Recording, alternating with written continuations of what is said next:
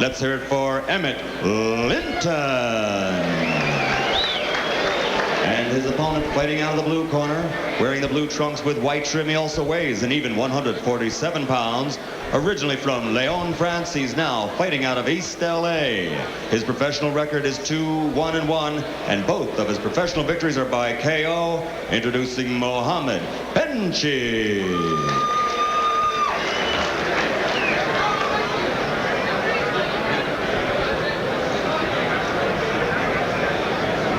Look at me. Remember our instructions to you guys in the dressing rooms. You understand? And we're going to be strict. So make sure that this is a clean fight. You understand that? Shake hands now and good luck. And there's a look at Emmett Linton. He was tremendous amateur, 295 amateur fights, so a lot of experience before his first professional fight, which was his last, which he won easily. And Mohamed Benchikh, and if you don't think it's a long way from Lyon, France to East LA, boy, you don't know geography. A long way in many ways. Benchikh 2-1-1, started off with the right hand. Linton has two other welterweight champions in his corner, Donald Curry and Curtis Coates. Yeah, Donald Curry managing him and Curtis Coates training him, and that is combined a lot of years of knowledge in boxing. Donald Curry, by the way, it looks like he's going to return again to the ring against Terry Norris, fighting for the Norris Junior Middleweight Championship. An interesting fight, won't it? That is tentatively scheduled for June.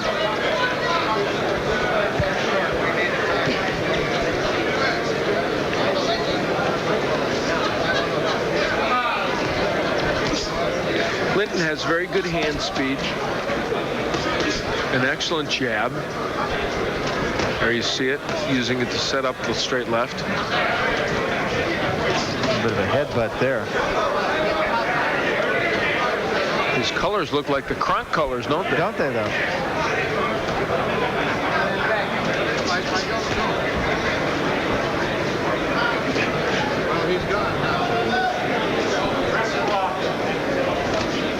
Benchikh, a fighter who seems to throw his punches at angles. He comes, almost loops his punches, not over the top, but from left to right or right to left, whichever way.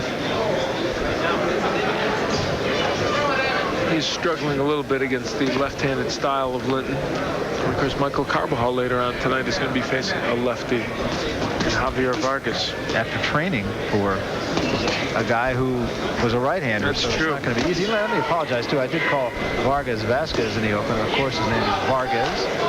Hey, I missed one letter. You were close. Yes. We all make mistakes occasionally. Although about a year after you started doing this, I was disillusioned when you made your first one. I thought maybe you didn't make them. You are too kind. But no, you're human, so it's okay.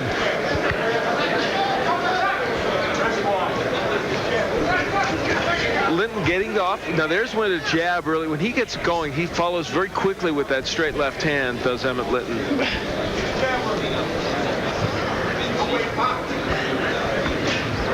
Talking about making mistakes in names, I remember D. Andros, when he was the football coach at Oregon State, had a running back by the name of Sal Cirincione, and he could never pronounce his name. He used to call him Sal from Chicago. So I asked him about that. I said, when are you going to learn to pronounce Cirincione?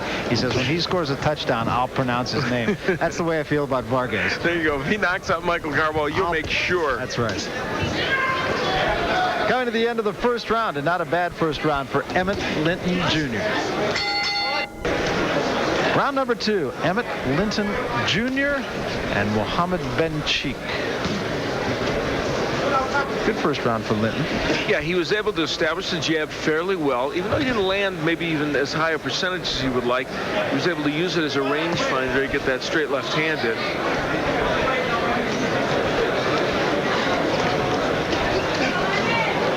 Straight left hand would seem to be a pretty good weapon against Benchikh. As you mentioned, he brings his punches from outside in. And speaking of punches, Benchikh only managed to land 8 of those punches from outside in, and Linton 14-45. Again, that's to be expected, I think, of a young fighter just coming out of the amateur ranks in the first round of his second fight.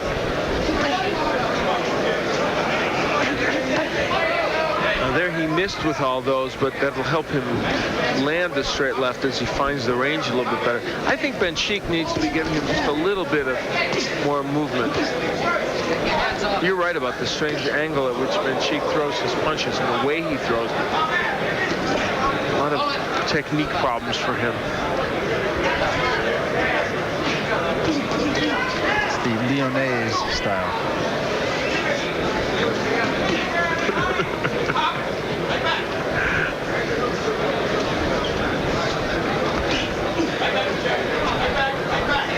Well, there are a lot of punches being missed in this bout. I mean, a lot.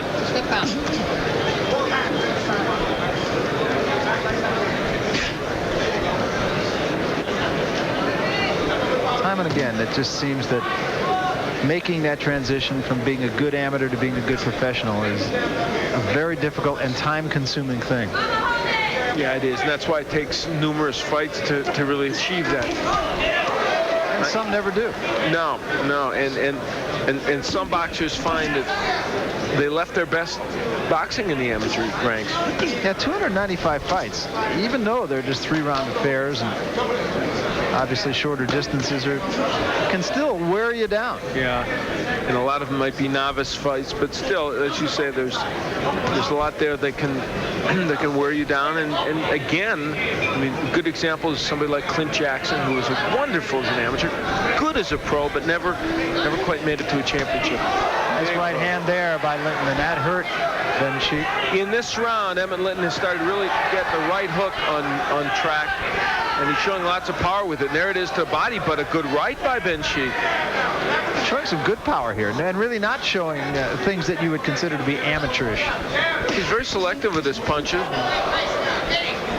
That's always the big change that fighters talk about, is having to be patient, whereas in the amateur ranks, you got to throw punches from the opening bell to the closing. Good round for Linton.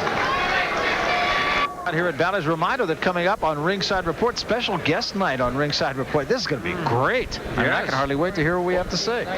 And Charlie. What's more, we'll be saying it with Charlie. It's unbelievable. Like the Pips. Where's Gladys Knight when we need her? That's right. Tyson Ruddock weigh-in, and you know how exciting those weigh-ins are. This one was riveting. It was, yes. Almost as exciting as the last press conference before this fight. It's like watching lube jobs, isn't it? There is, however, genuine intrigue and genuine electricity around here in Las Vegas over that bout, I think. Yeah, Would you say that's true? Yeah, I think over the whole card. I just think it's a terrific card. We'll talk a little bit more about that. And yes, everybody is really making a case for Razor Ruddock.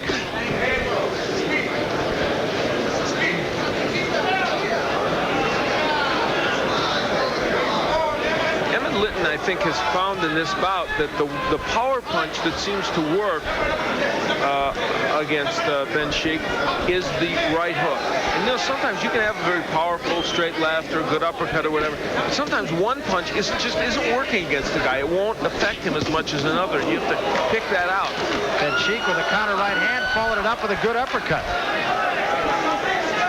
And you have the fight even after the first 2 rounds. Well, actually, I'm not sure I do. I think in reality, I made an error in scoring. It was my error. I really intended for Linton to have both rounds. So we were only kidding. But I think that was my mistake. So. But that too has been a couple of years, I think, hasn't it? Yeah. Well, see, look, we both saved our mistake for the same night. Get it out of our system, and then we'll be perfect the rest of the year.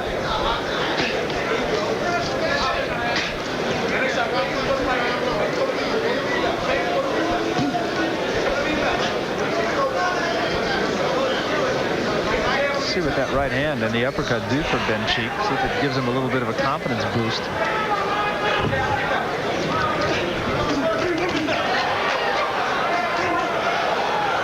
Benchikh throws it out there and leaves it out there, doesn't he? Yeah, he really does. He's taking some chances, but because of that, landing occasionally, but leaving himself certainly more open. I'll tell you what they probably aren't happy about with Emmett Linton. Has not been as accurate as they might like. He's missing a lot with that straight left hand. Using the jab well as a rangefinder, but not getting the left in.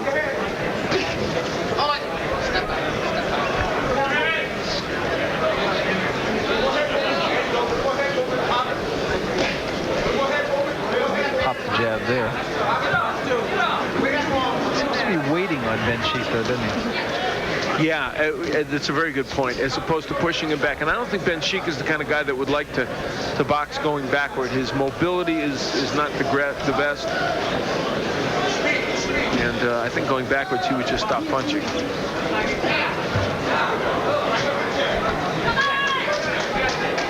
So we head to the end of round number 3, another uneventful round, to be honest. We're going to take you back into the corner of Emmett Linton and listen to what Curtis Coax has to say to him. Donald Curry also there, but I think it'll be Coax who we'll be hearing.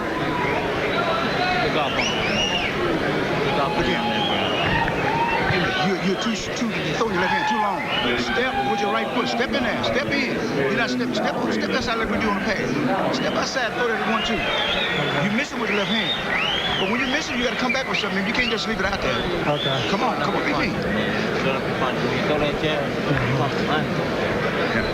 Short uppercut. When you throw them, hit it with that jab.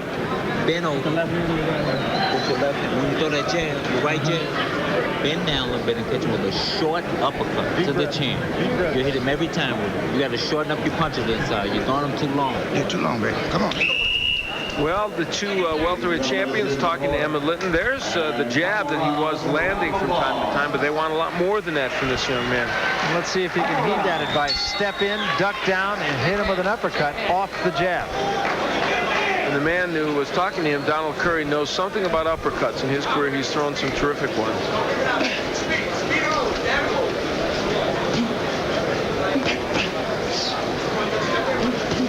And you can see the punch profile. Benchikh and Linton have thrown virtually the same amount of punches, but it's been Linton who's been more effective.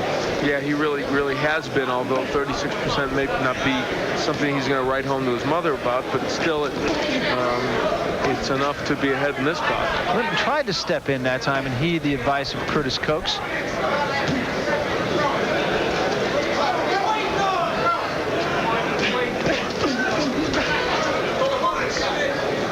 And now the newly amended Bernstein scorecard. Yes, I made an error in suggesting who won. I had all 3 rounds for Emmett Linton, and I have him ahead 30-27.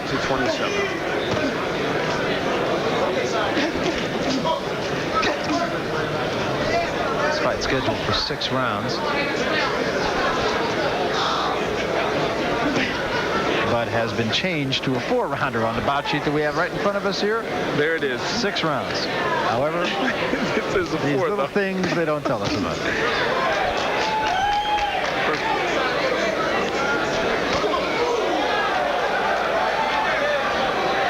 You know, except for good right hook by Linton, with the possible exception of some officials in Baghdad, we've been involved in more disinformation than anybody tonight, haven't we? That's right.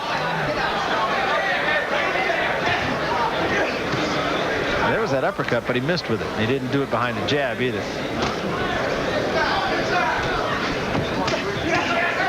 There's the right hook downstairs and upstairs. I think that Emmett Linton has got a much better right hook than even he thinks he has. Sometimes, good right by Benchikh. There's the right hand. There's that hook. Slap with that one a little bit, though.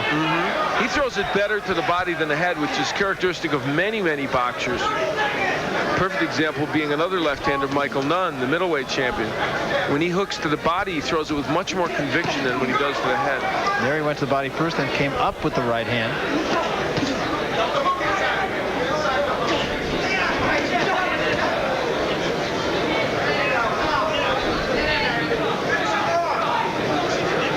Donald Curry's advice to him is pretty good.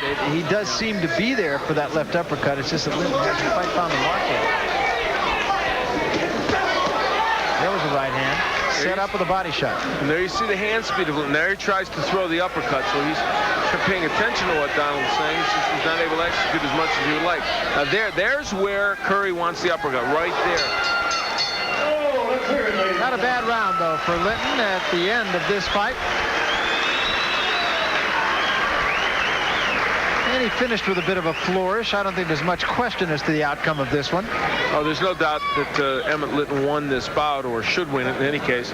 And they will really take a long look at this performance. Benchikh, as you look at him, is very much, a boxer with limited skills. He's there are a lot of things he can't do in the ring, and so because of that, one might expect Emmett Linton to shine just a little bit more, but he wasn't able to. And that's not really a rap on this young man. This is, after all, only his second pro fight. And, you know, in the old days, you'd be having your second pro fight in Grand Forks, North Dakota or whatever, or someplace in some small town in Maine, and you wouldn't be seen by more than 300 or 400 or 500 people. No, and it's a learning process, and he's got some people who know what they're talking about to tell him how to do it.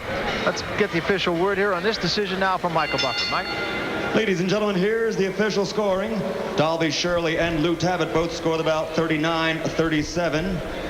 Al Lefkowitz scores at 40-36 for the winner by unanimous decision. Still undefeated, Emmett Linton. So Emmett Linton is a unanimous decision winner.